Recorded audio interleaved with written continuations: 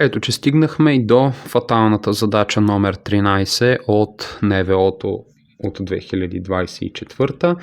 Нека сега разгледаме условието. То гласи следното. В равнобедрен триъгълник ABC бедрата AC и BC са равни, а ъгълът между бедрата е 20 градуса.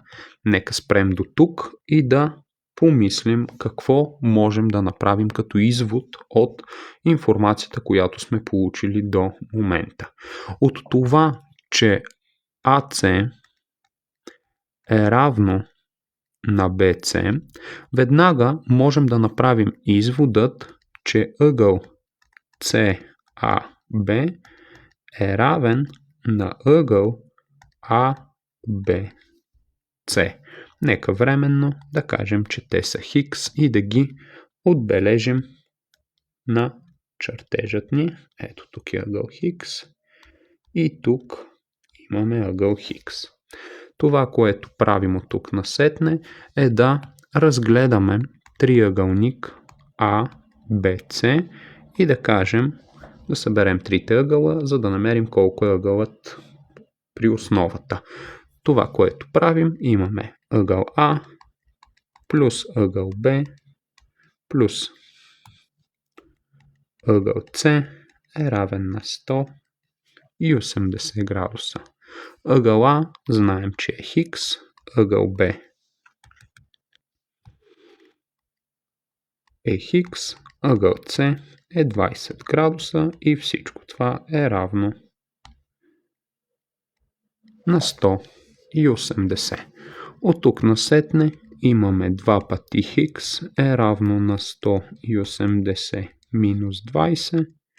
2 пъти хикс е равно на 160. Хикс е равно на 160 делено на 2 или хикс излиза равен на 80 градуса.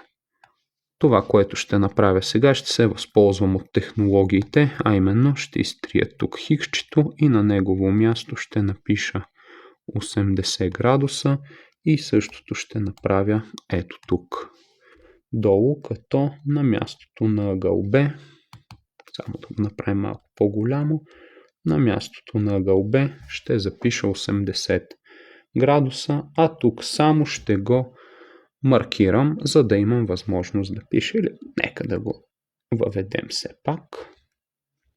Така, какво правим от тук насетне? Продължаваме по-нататък с условието на задачата и в него гласи, че симетралата на бедрото AC пресича BC в точка F. Ето я нашата симетрала. Ето как тя пресича BC в точка F. Какво беше основно свойство на симетралите? Нека да видим сега дали се сещате. А именно, че образуват равнобедрени триъгълници. Ето го нашият равнобедрен триъгълник AFC, като съответно ъглите ето тук, ъгъл С и ъгъл А в триъгълникът AFC ще бъдат равни, или с други думи тук отново имам 20 градуса. Така, следователно, знаейки, че целият ъгъл CAB е 80 градуса, ние спокойно можем да намерим колко е ъгъл FAB. Ъгъл FAB е равен на 80 минус 20. Ъгъл FAB е равен на 60 градуса. Записваме си го на чертежа и това, което ни остава, е да намерим ъгъл AFB в триъгълник ABF. Съответно, ъгъл AFB е равен на 180 градуса минус скоба 60 плюс 80. Ъгъл AFB е равен на 180 минус 140 ъгъл АФБ излиза равен на 40 градуса. Нека да си ги отбележа. Ето ми ги. 40, 60 и 80 са ъглите на триъгълник ABF, а на триъгълник ACF ъглите са 20, 20, 100 и 40. Малко не се вижда, нека да го запиша по-четливо. Така.